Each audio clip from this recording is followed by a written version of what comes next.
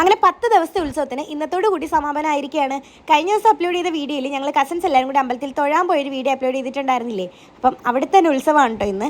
അങ്ങനെ വൈകുന്നേരം ഒരു 7:30 കഴിഞ്ഞപ്പോഴത്തേക്ക് ഞങ്ങൾ നേരെ ഉത്സവപ്പറമ്പിൽ എത്തിയിട്ടുണ്ട്. അന്നേരമേ കെട്ടുകാഴ്ചകളും കാര്യങ്ങളൊക്കെ എത്തത്തുള്ളൂ. അങ്ങനെ നേരെ നമ്മൾ മൈതാനത്ത് എത്തിയിട്ടുണ്ട് കേട്ടോ. ഇതും കൂടി കൂട്ടി രണ്ടാമത്തെ പ്രാവശ്യമാണ് ഞാൻ ഇവിടെ ഉത്സവം കൂടാനായിട്ട് വരുന്നത്. കഴിഞ്ഞ പ്രാവശ്യം കല്യാണത്തിന് മുന്നേ ഞാൻ ഒരു വട്ടം ഇവിടെ എത്തിയിട്ടുണ്ടായിരുന്നു.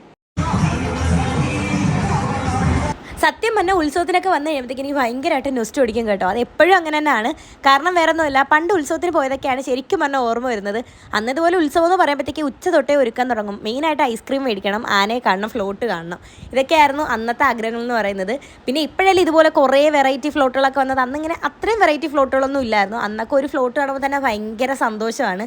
അത് മാത്രമല്ല ഒരു ഉത്സവത്തിന് കാണുന്ന ഫ്ലോട്ട് തന്നെ അടുത്ത ഉത്സവത്തിന് ആകുമ്പോഴത്തേക്ക് സെയിം കാണാനും പറ്റും.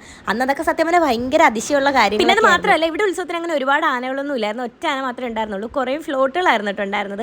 അങ്ങനെ ഉത്സവമൊക്കെ അടിച്ച് പൊളിച്ചിട്ടുണ്ട്. ഇനി നേരെ വീട്ടിലേക്ക് നമുക്ക് നെക്സ്റ്റ് വീഡിയോ ആയിട്ട്